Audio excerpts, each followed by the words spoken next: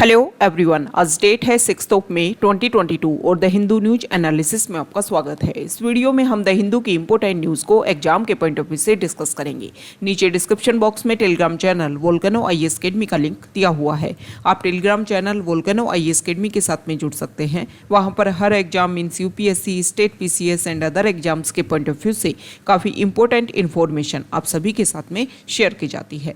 तो चलो स्टार्ट करते हैं। वीडियो को स्टार्ट करेंगे एक ज्योग्राफिकल मैप क्वेश्चन के साथ में। और आज आपका क्वेश्चन ये है कि निंगबो पोर्ट को आपको मैप में व्यू करना है, फिर इससे रिलेटेड हर इंपॉर्टेंट फैक्ट्स को एंड इंफॉर्मेशन को कमेंट बॉक्स में टाइप करना है। कल हमने आपसे क्वेश्चन पूछा था डूरंड लाइन को लेकर के। तो डूरंड लाइन को अगर हम मैप में व्यू करें तो प्रेजेंट टाइम में पाकिस्तान और अफगानिस्तान के बीच में बाउंड्री लाइन को मार्किंग करती है डूरंड लाइन। ये जो डूरंड लाइन है इसको एस्टेब्लिशमेंट किया गया था इसका 1893 में हिंदू कुश में। उस टाइम ये जो पाकिस्तान वाला रीजन और इंडिया वाला जो रीजन था वो ब्रिटिशर्स के अंडर था। मतलब इस एरिया को ब्रिटिश इंडिया के नाम से जाना जाता था। मतलब जब इसका एस्टेब्लिशमेंट हुआ, जब मार्किंग की गई इस लाइन की, उस टाइम अफगानिस्तान और ब्रिटिश इंडिया का जो ट्राइबल एरियाज है उसके बीच में से इस लाइन को यहाँ पर पे पास किया गया था। प्रेजेंट टाइम में आप सभी को पता है कि अफगानिस्तान तालिबान के अंडर कवर है। तो यहाँ पर तालिबान और पाकिस्तान के बीच में इस लाइन को लेकर के कुछ कन्फ्लिक्ट यहाँ पर देखने को मिला है। आप सभी को पता है कि प्रेजेंट टाइम में इंडिया 1947 में इंडिया का भी डिवीज़न हो गया 2 पार्ट में। और यहाँ पर पाकिस्तान और इंडिया के बीच में प्रेजेंट टाइम में जो बाउंड्री लाइन है उसको रेड क्लिफ लाइन के नाम से भी जानते हैं। और आज आपका क्वेश्चन ये है कि इंडिया और चाइना के बीच में जो बॉर्डर लाइन है उसको किस नाम से जानते हैं, वो आपको कमेंट बॉक्स में बताना है। द हिंदू की इंपॉर्टेंट न्यूज़ का अगर हम डिस्कस करें तो सबसे पहले फ्रंट पेज पर important news, World Health Organization ने इंडिया को लेकर के, ना सिर्फ इंडिया बल्कि अदर कंट्रीज़ को लेकर के ये एस्टिमेशन लगाया है कि कोविड के टाइम में जितनी कोविड की वजह से डेथ हुई डायरेक्टली और इनडायरेक्टली, उनको लेकर के कुछ डाटा पब्लिश किए हैं। जिसमें सबसे ज़्यादा अगर हम देखें तो इंडिया ने जो ऑफिशियली अपने यहाँ पर डाटा पब्लिश किए हैं कोविड की वजह से डायरेक्टली और इनडायरेक्टली डेथ की, और यहाँ पर अब WHO ने जो अपना एस्टिमेशन प्रेजेंट किया है उसमें काफ़ी ज़्यादा डिफरेंस है। ओके, तो वर्ल्ड हेल्थ ऑर्गेनाइजेशन ने जो अपने डाटा पब्लिश किए हैं उसमें बताया है कि हमारे इंडिया में जो डेथ हुई है, हमारे इंडिया ने एस्टिमेशन यहाँ पर अगर हम देखें तो इंडिया का ऑफिशियली एस्टिमेशन की बात करें तो इंडिया ने 4.8 लाख कोविड की वजह से लास्ट ईयर दिसंबर 2021 में डाटा पब्लिश किए थे कि कोविड-19 की वजह से इतने लोगों की हमारे यहाँ पर डेथ हुई है। लेकिन WHO ने जो डाटा पब्लिश किए हैं वो गवर्नमेंट के जो ऑफिशियल डाटा है, ऑफिशियल काउंट है, उससे 10 टाइम्स ज़्यादा है। ओके, ये चीज़ें हमें शो करती हैं कि कितना डिफरेंस शो हो रहा है। हालांकि इंडिया ने अपनी तरफ से बात रखी है कि जो भी डाटा उन्होंने पब्लिश किए हैं, जिस मेथोडोलॉजी का उन्होंने यूज़ किया है, जिस मेथड का उन्होंने यूज़ किया है, उस मेथड के ऊपर हम क्वेश्चनिंग करते हैं और इसका क्या प्रोसीजर उन्होंने फॉलो किया है उसको लेकर के इंडिया क्वेश्चनिंग करेगा WHO से कि किस तरीके से जो रिपोर्ट आपने पब्लिश की है उसका हम क्या करते हैं, विरोध करते हैं। ओके, देखो ये जो डिफरेंस है वो अगर हम ग्लोबली लेवल पर देखें तो इंडिया को लेकर के एक स्टैंड प्रेजेंट करेगा कि इंडिया ने अपने लेकर के अपने खुद को कंट्री को लेकर के जो डाटा पब्लिश किए और ऑफिशियली जो WHO वर्ल्ड हेल्थ ऑर्गेनाइजेशन ने जो डाटा पब्लिश किए उसमें कितना ज़्यादा डिफरेंस है। इसको लेकर के ग्लोबली लेवल पर देखो, हर कंट्री को लेकर के जब भी ऐसे डाटा पब्लिश होते हैं तो उनको लेकर के एक रियलिस्टिक जो अप्रोच होती है उस कंट्री को लेकर के या उस कंट्री को लेकर के एक माइंड में आप इस तरीके से सोचो कि आप जहाँ पर रह रहे हैं, आपको किसी पर्सन के बारे में ऐसी बात पता चलती है कि उन्होंने आपको कुछ और बात बताई लेकिन रियलिटी में उनसे रिलेटेड बात अलग है। तो आपको लेकर के उस पर्सन को लेकर के जो आपकी एक जो सोच थी, जो आपका एक थिंकिंग था, वो चेंज हो जाता है। सेम इसी तरीके से आप कंट्रीज़ पे अप्लाई करो कि ग्लोबली लेवल एक सोसाइटी है, ग्लोबल लेवल पर एक सोसाइटी है, उसमें कंट्रीज़ जो हैं वो एज ए पर्सन रह रहे हैं।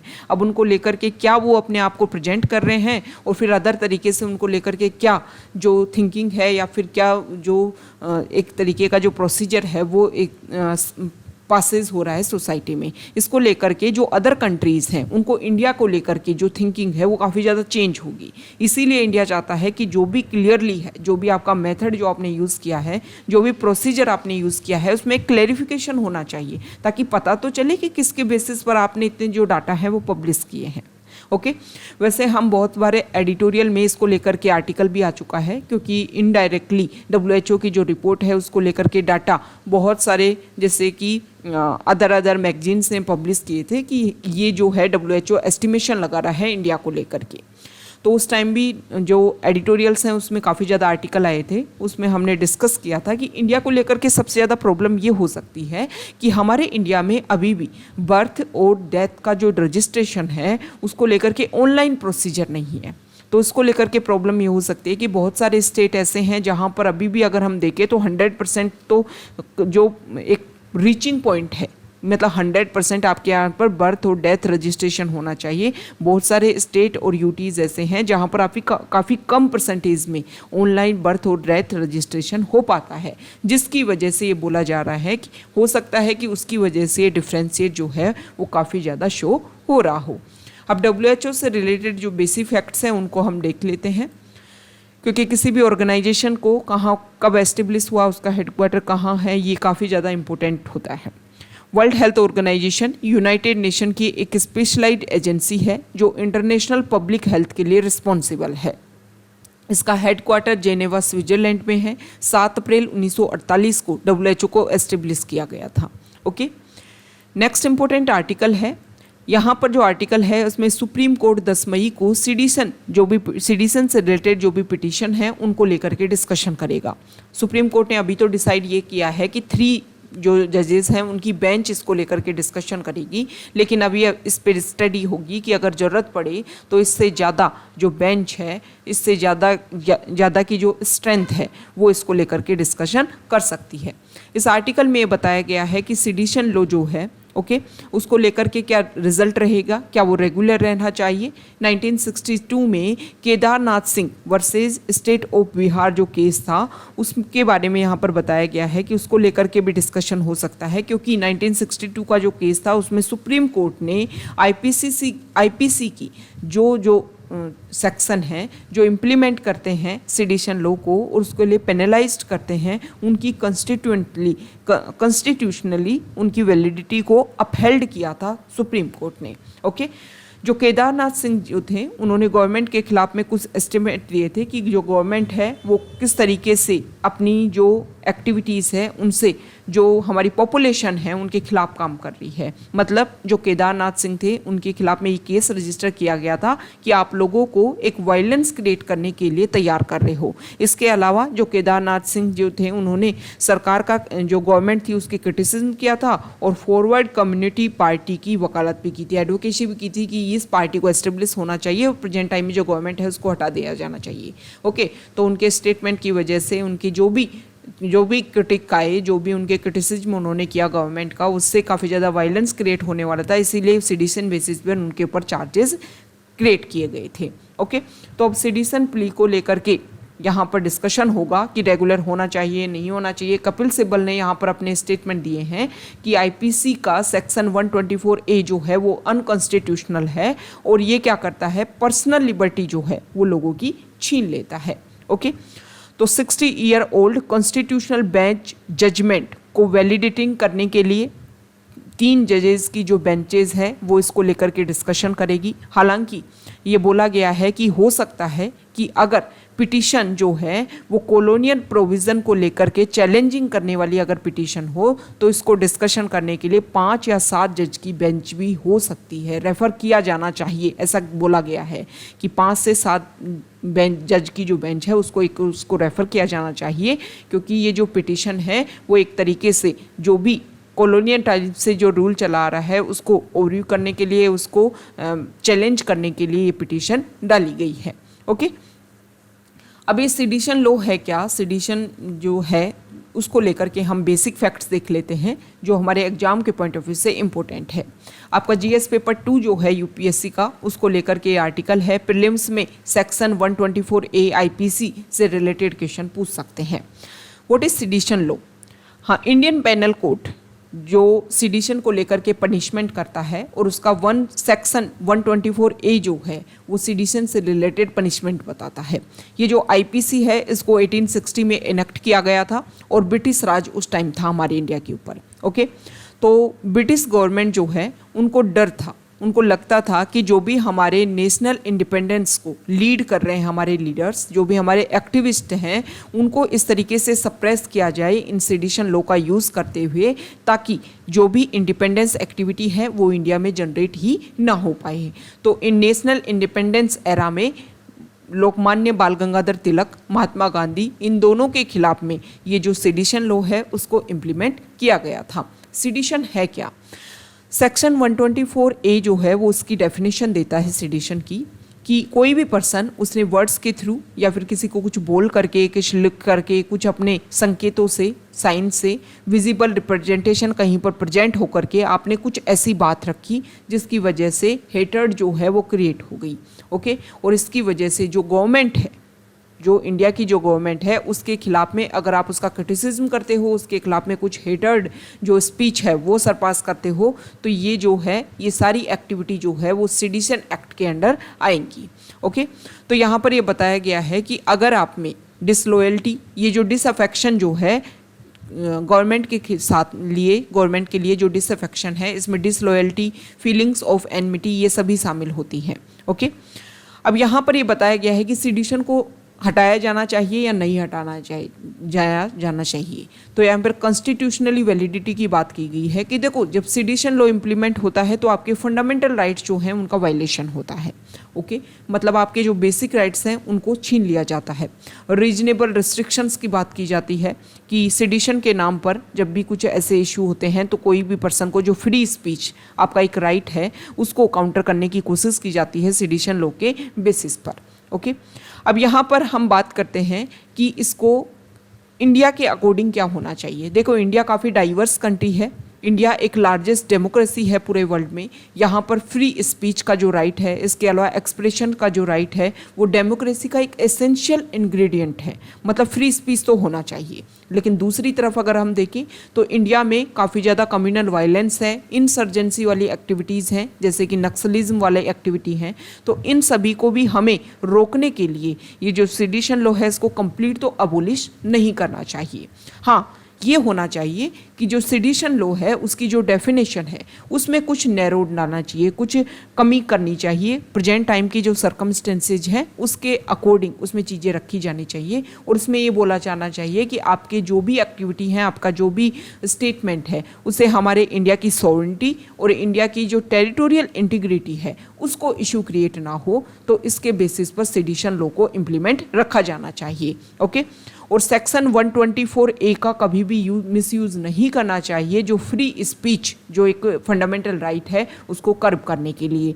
तो इन तरीके से अगर बैलेंस तरीके से सेडिशन लॉ को इम्प्लीमेंट किया जाए तो इंडिया की जो प्रॉब्लम है, जो इश्यूज हैं, उनको भी हम सॉल्व कर सकते हैं, और जो लोगों का जो फ्री स्पीच है, जो राइट्स हैं, वो भी हम अवेल करवा सकते हैं।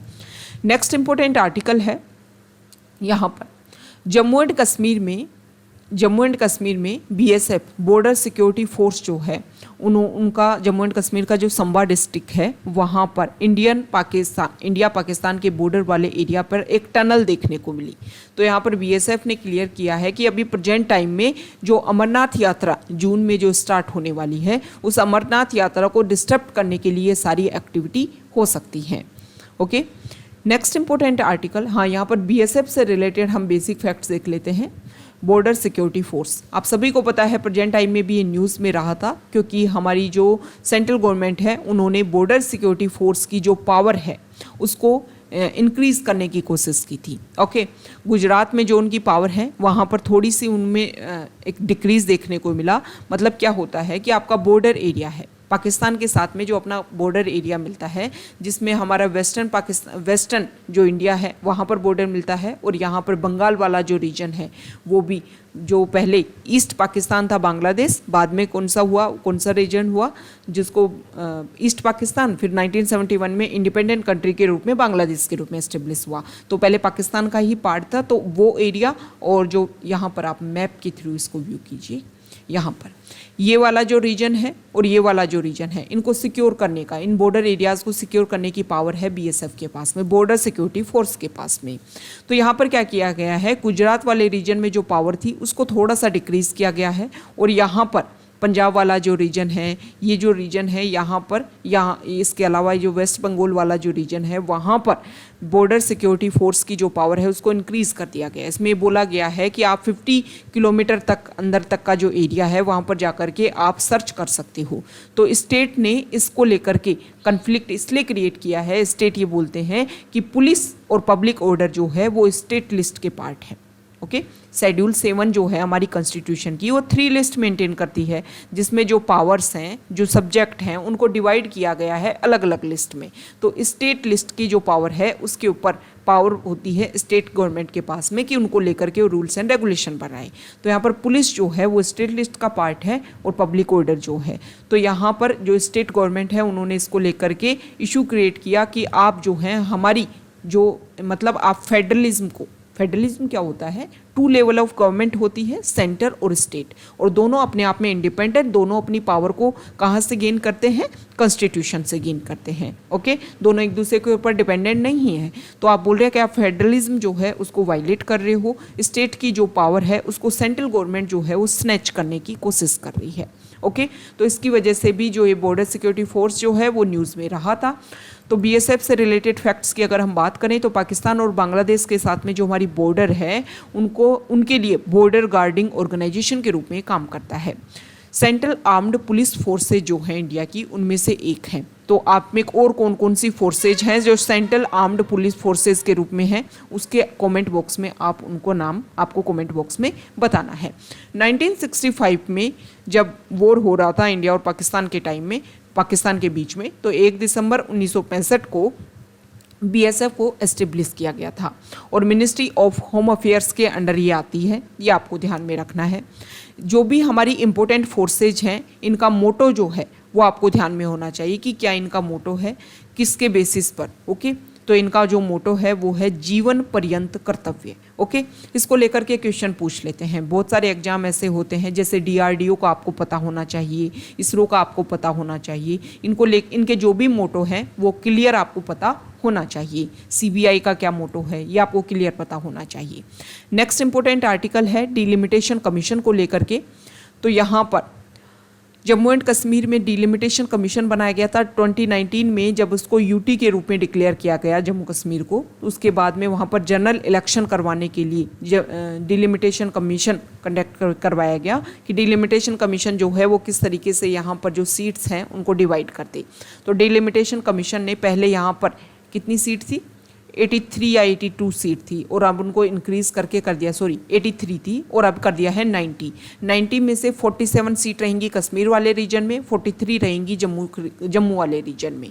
और इसके अलावा अगर हम देखें तो यहाँ पर 6 जो सीट हैं वो जम्मू वाले रीजन में इंक्रीज़ की गई हैं और 1 सीट कश्मीर वाले रीजन में। और यहाँ पर 9 सीट जो हैं वो शेड्यूल ट्राइब के लिए रिजर्व की गई हैं और 6 जो सीट हैं यहाँ पर, ये जो 9 सीट जो है ना जो शेड्यूल ट्राइब के लिए रिजर्व की गई हैं, जिसमें 6 तो जम्मू रीजन में और 3 जो हैं वो कश्मीर रीजन में इनको रिजर्व किया गया। पहली बार ऐसा हुआ है कि यहाँ पर रिजर्व देखने को मिला है।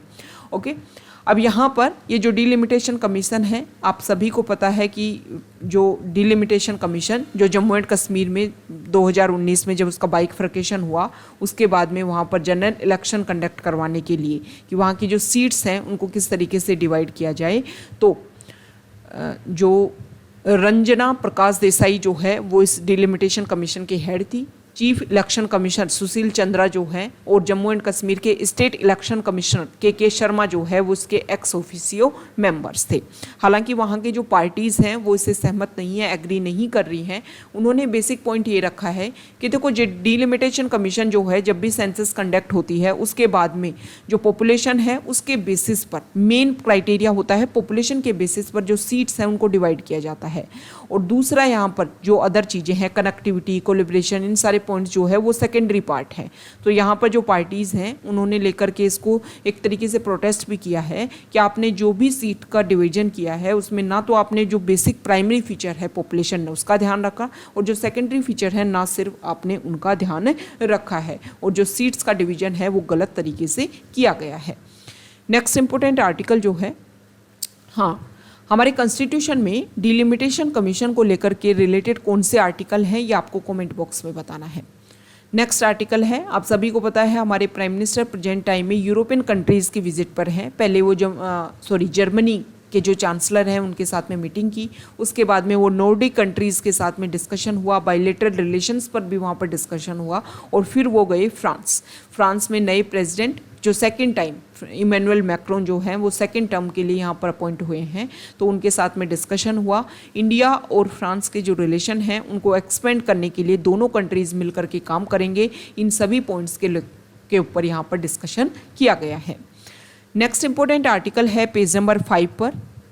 यहाँ पर जो फर्स्ट आर्टिकल है, यहाँ पर इस इमेज को आप देखिए, केरला में जो कोची बैकवाटर्स हैं वहाँ पर स्नेक बोट रेस यहाँ पर कंडक्ट करवाई गई है।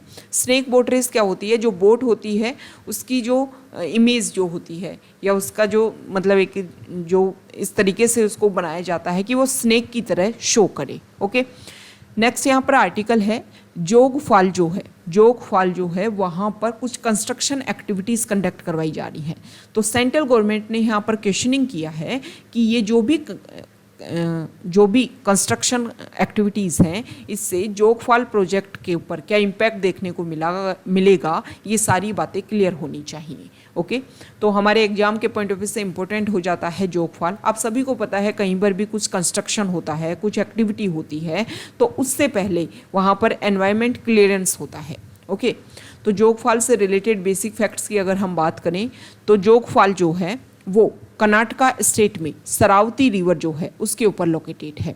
ओके, इसके अलावा एक प्लंज वाटरफॉल है। प्लंज क्या होता है कि सीजन और रेन के अकॉर्डिंग ये इस वाटरफॉल में जो वाटर की अवेलेबिलिटी है, मतलब कभी जो है वो हाई स्पीड के साथ में या फिर ज़्यादा क्वांटिटी में यहाँ पर वाटर जो है वो नीचे गिर रहा होगा, कभी कम गिर रहा होगा, मतलब रेन और सीजन के बेसिस पर ये जो वाटरफॉल है उसकी स्ट्रेंथ जो है वो डिपेंड करती है। ओके, तो ये जो चीज़ें हैं उसको प्लंज वाटरफॉल के रूप में एस्टेब्लिश करती हैं।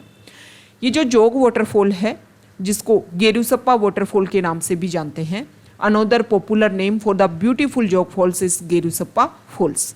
ये जो जोग वाटरफॉल है हमारे इंडिया में थर्ड हाईएस्ट वाटरफॉल के रूप में लोकेटेड है। फर्स्ट नंबर पर आता है मेघालय में जो नोहक कालीकाई फॉल्स जो है, और सेकंड नंबर पर आता है गोवा में जो दूध सागर फॉल्स है, और फिर थर्ड नंबर पर आता है जोग फॉल्स। ओके, इनकी हाइट की बात की गई है।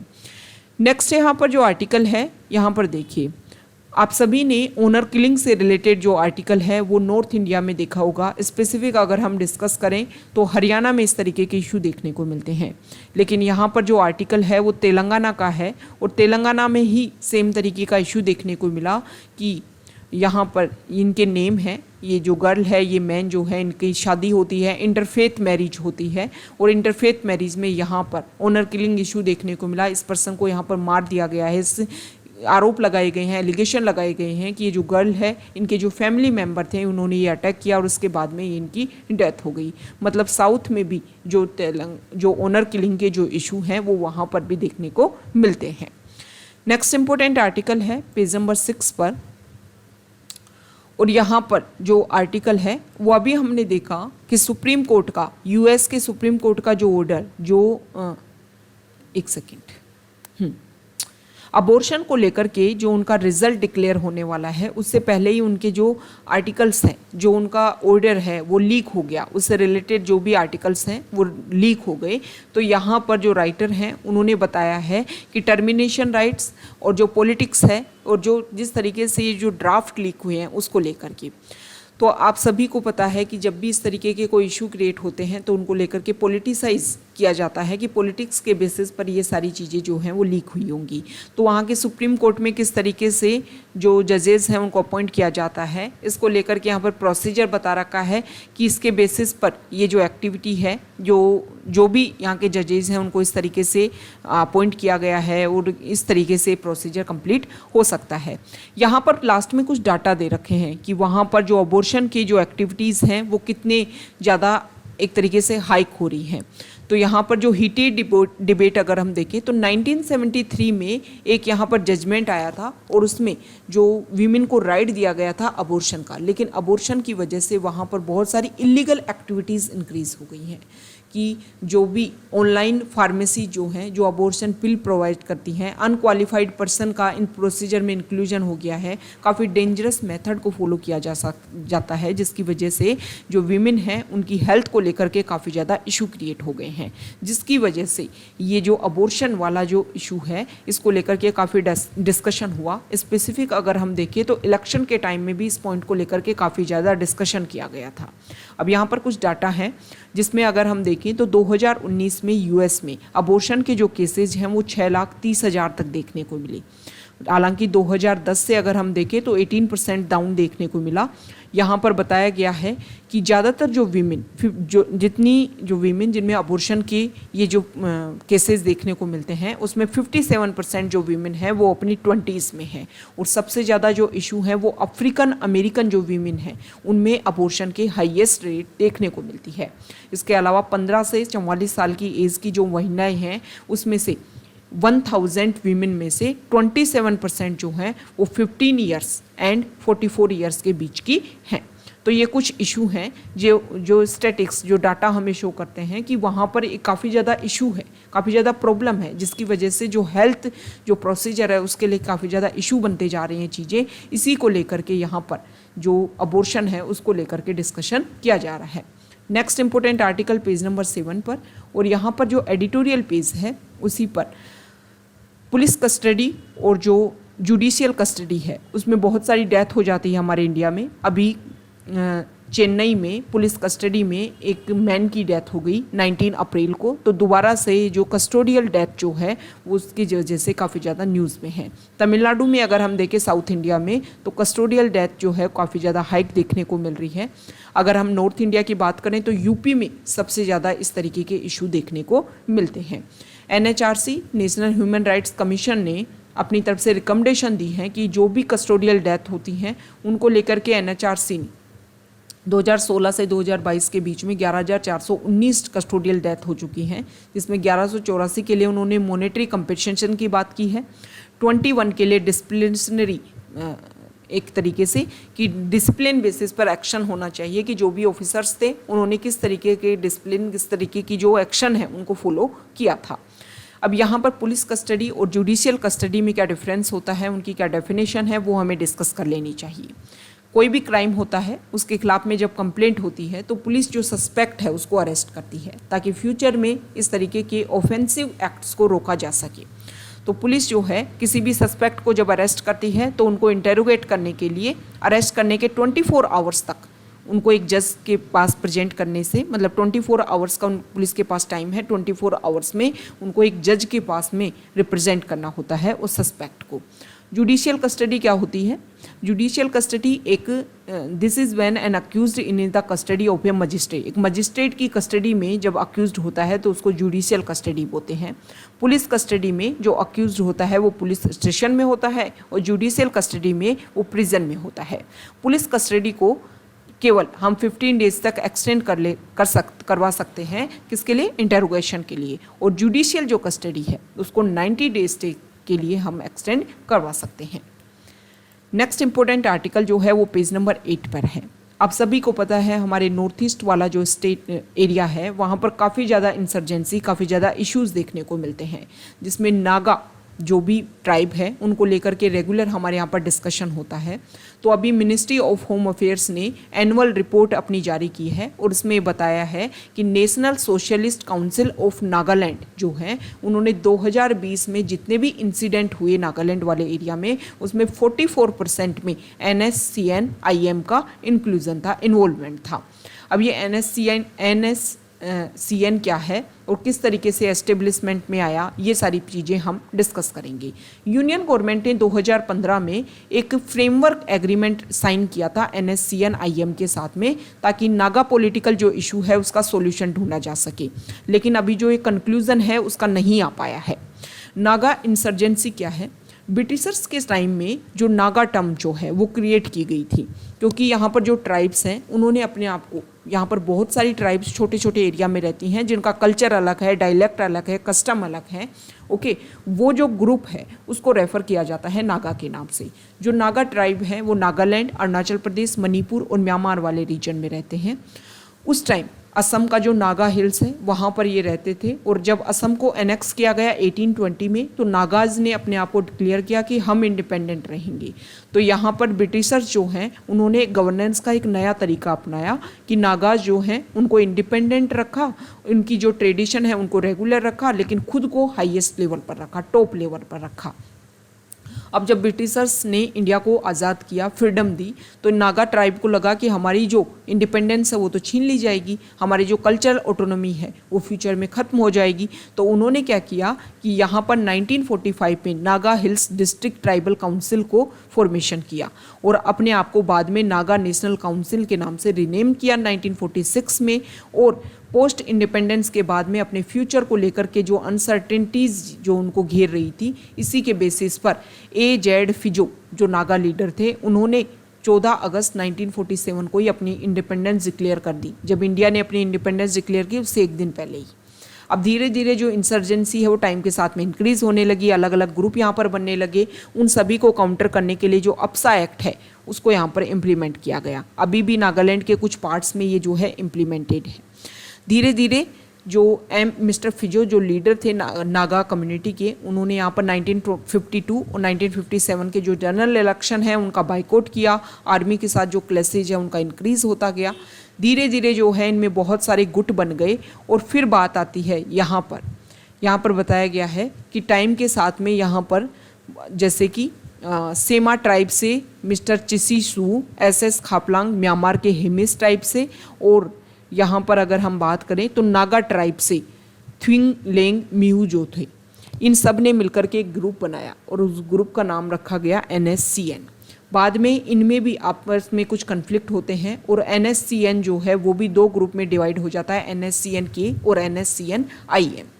अब धीरे धीरे इन ग्रुप्स को लेकर के यहाँ पर डिस्कशन होने लगा। गवर्नमेंट ने 1997 में गवर्नमेंट ने NSCN-IM के साथ में सीज फायर एग्रीमेंट किया और बोले कि हम आपके साथ में कुछ पीस अकॉर्ड करेंगे।